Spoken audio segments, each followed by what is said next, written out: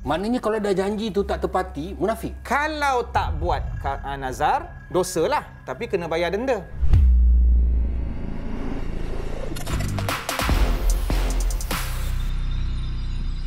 Bismillahirrahmanirrahim. Assalamualaikum warahmatullahi taala wabarakatuh dan salam sejahtera bagi mereka yang bukan Islam yang menonton sembang viral setiap malam 7.30 malam di TV9. Saya bersama dengan Cik Man sekali lagi. Macam kehidupan kita ada jumpa orang, kita buat tu, kita buat ni. Tapi kalau dari segi janji tu macam mana Cik Man? Macam kita berjanji. Janji tu penting ke dalam Islam? Janji ni Islam tak suruhlah berjanji ataupun bukanlah benda yang wajib. Tetapi sekali kita dah berjanji, wajib untuk ditepati. Kerana pelanggaran janji memasukkan kita salah satu daripada ciri-ciri munafik.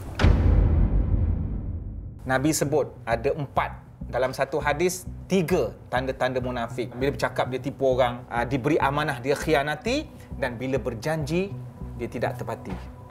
Itu yang fokus beratnya janji itu. Tapi kalau masa kata kau tak nak berjanji, itu terpulang. Tapi sekali kau dah berjanji. Maksudnya janji ni kita definisikan pernyataan untuk melakukan sesuatu. Maknanya kalau dah janji tu tak tepati, munafik. Ciri-ciri dia tak adalah munafik sampai keluar daripada agama lah. Mana munafik ada 2, Datuk. Satu munafik i'tiqad. Yang ni, na'udzubillah, kita minta-minta tak adalah di kalangan kita. Yang kedua mungkin ada di kalangan kita, mungkin kita ada buat. Mana? On the way. Padahal belum mandi lagi, kan? Pukul 6 standby, kita kumpul futsal. Pukul 7 tak nampak patah hidung. Ini normal kebiasaan orang buat. Mungkin kita, na'udzubillah, ini namanya munafik akhlak. Taklah keluarkan daripada Islam. Tapi ciri-ciri, maknanya ada hint-hint ke arah kemunafikan itu ada. So benda tak boleh dibuat. Yang satu lagi munafik apa tadi? Satu munafik i'tiqad. Ini memang keluar daripada Islam. Memang dalam yang tu macam mana? Mulut kata sayang Islam, hati benci kepada Islam. Benci Rasulullah, benci Tuhan. Tak adalah kita nakal-nakal begitu kan. Itu pun tak boleh. Ni kan pula yang itu, na'udzubillah min zalik lah. Tapi kalau janji dengan sumpah dengan nazar, macam mana tu? Kalau boleh Cik Man uraikan. Janji, sumpah dengan nazar, persamaannya ialah ketiga-tiga ni mesti dibuat atas apa yang disumpah, atas apa yang dinazar, atas apa yang dijanji. Cuma perbezaan janji, nazar dan sumpah. Janji tidak sebagaimana sumpah dan nazar, ada kafarah. Kafarah ni denda. Kafarah. Contohnya kan, janji Datuk, birthday awak saya bagi, saya buat kenduri, birthday awak saya janji saya buat kenduri birthday awak. Ni janji. Janji. Sekali tak buat, mungkin janjilah kau. Nazar, ya Allah, nazar ni dikaitkan dengan taqarrub. Maknanya nazar ini adalah usaha untuk mendekatkan diri. Ya Allah, kalau lulus SPM, aku puasa 3 hari. Nampak tak?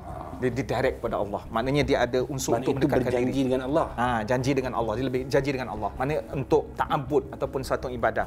Kalau tak buat nazar, dosalah, tapi kena bayar denda. Dalam Quran surah Al-Maidah kata, bagi makan 10 orang miskin, tak mampu bagi pakaian 10 orang miskin. Dan kalau tak mampu, kita bebaskan hamba. Sistem zaman sekarang tak ada hamba. 3 tak mampu. Puasa 3 hari berturut-turut. Ramadan pun terhegeh-hegeh nak puasa kan. Puasa 3 hari berturut-turut ni tak disyaratkan back to back lah. Maknanya boleh selang-seling. Tapi benda ni kena buat. Sebab ini denda kau. Sebab kau bernazar, kau tak tunaikan. Sumpah pula adalah sesuatu yang kita nyatakan untuk menegaskan sesuatu dengan menggunakan perkataan suci. Contoh, wallahi Datuk, saya memang akan buat. Ataupun wallahi wabillahi, saya nampak dia Datuk. Dia ada penegasan sesuatu. Contohnya macam Cik Man cakap Datuk, Cik Man pergi London semalam, Datuk tak percaya. So Cik Man gunakan satu perkataan suci untuk menegaskan wallahi Cik Man pergi London. Baru Datuk percaya sebab ada perkataan wallahi tu. Ini sumpah. Tapi ada orang berjanji. Dia kata, kalau pasukan saya menang, baru ni saya Mamat ni pun satu hal. Dia kata, kalau katakan JDT kalah, dia kata dia jalan berbogel daripada Kuala Lumpur sampai ke JB. Lalas ditakdirkan oleh Allah, tiba-tiba JDT kalah. Jadi netizen pun kata, apa lagi? Yalah. Jalanlah. Benda ni memang bola tanggung untuk netizen lah kan. Apa yang berlaku, apa yang dia lafazkan tu dengan itu nampak gaya macam lafaz nazar lah. Okey. Dan kemudian mungkin ada unsur janji. Tapi apa pun dia tak boleh, dia haram untuk melaksanakan apa yang dia telah janjikan itu. So dia kena ambil iktibar lah benda tu, jangan cakap lah. Cuba kau tukar, kalau JDT menang ke ataupun kalau KL menang ke, saya akan belanja kawan saya akan buat begitu, okey lagi lah. Sebab benda tu benda yang maksiat. Bahkan dalam persoalan nazar, walaupun nazar tu wajib dilaksanakan, maka ulama' menyebut, Islam menyebut nazar maksiat haram untuk dilaksanakan. Cuma tinggal lagi adakah perlu bayar denda ke tidak, maka di situ perbezaan pendapat di kalangan ulama'. Bila berjanji macam tu, adakah benda tu dianggap pertaruhan? Tak. Sebab dia tak dianggap pertaruhan sebab dia tak ada melibatkan harta ataupun dituntut. Contoh macam, okey, kalau ni menang kau bagi aku, kalau ni kalah aku bagi kau.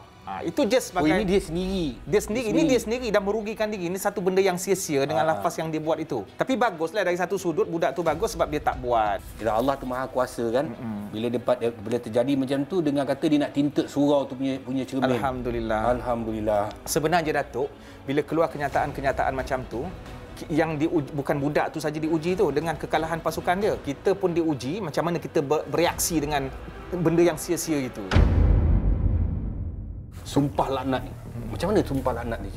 Contoh kalau yang berkaitan dengan suami isteri lah, yang kita fokus sebab sekarang ni banyak isu-isu, kita panggil sebagai li'an. Sumpah li'an. Li'an dia istilah di dalam fiqh tu lah, di mana bila suami berlaku satu benda dalam rumah tangga, suami mempertikaikan kandungan isteri ni, anak siapa ni? Kan aku 3 bulan, aku 5 bulan tak keluar daripada tak balik rumah, ni anak siapa? So kat situ ada sumpah li'an.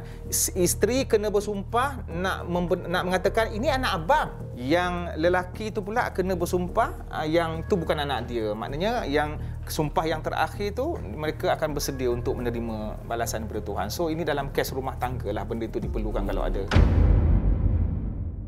Bernazar, adakah dituntut dalam Islam, Cik Man? Ulama' meletakkan hukum nazar ini makruh. Sebab teorinya, Datuk, bernazar ni adalah perkara yang kita janjikan dengan Allah dari sudut ibadah. Tapi kita nak buat ibadah tu bila Allah bagi sesuatu. Macam kedekut pula engkau. Contoh kita kata, ya Allah, kalau aku lulus SPM, aku akan puasa. Oh, kau nak puasa bila Allah bagi lulus. Kalau kau tak lulus, kau tak nak puasa. Begitulah teorinya. Jadi tu yang gambaran dari setengah ulama' mengatakan makruh. Kalau benda yang remeh tu mungkinlah nampak benda remeh, patutnya pada pandangan saya lah. Kalau bernazar kepada macam contohnya orang tak dapat anak, susah dapat anak, kahwin dah 10 tahun, 7 tahun tak dapat anak. Ya Allah, ya Tuhanku, aku bernazar kepadamu, jika aku dapat anak ni aku puasa sebulan. Ataupun aku bagi anak yatim makan. Itu boleh kot. Secara umumnya tu Cik Man katakan tadi, di kalangan ulama ada yang mengatakan makruh, dan dia akan lebih ditegah apabila dia menganggap bahawa nazarnya itu boleh mengubah takdir. Boleh tak kita buat janji suka-suka? Suka-suka saja, tapi sebenarnya tak ada pun. Sebenarnya bila kita kata janji, kita dah melibatkan satu, dia beberapa situasi lah. Satu, janji pada diri sendiri lah. Dia tak ada kekecewaan lah dekat situ. Tapi benda tu dari segi moral tak bagus lah kan. Kita meruntuhkan semangat kita. Janji nak jaga solat, tengok main-main. So akhirnya kita tak serius untuk buat kebaikan itu. Yang kedua, bila melibatkan hati orang. Saya janji saya akan bagi awak emas, rantai, kereta. Oh, saya main-main. Dah melukakan, bagi fake hope. So benda ni tak sewajarnya itu ada lagi, dalam. Apa Cik Man, kalau berjanji mencintai, nak mengahwini, itu lagi sakit, Datuk. Jangan suka-suka kita membuat janji, kerana janji ini boleh memakan diri. Sama ada memakan diri kita atau memakan diri orang lain.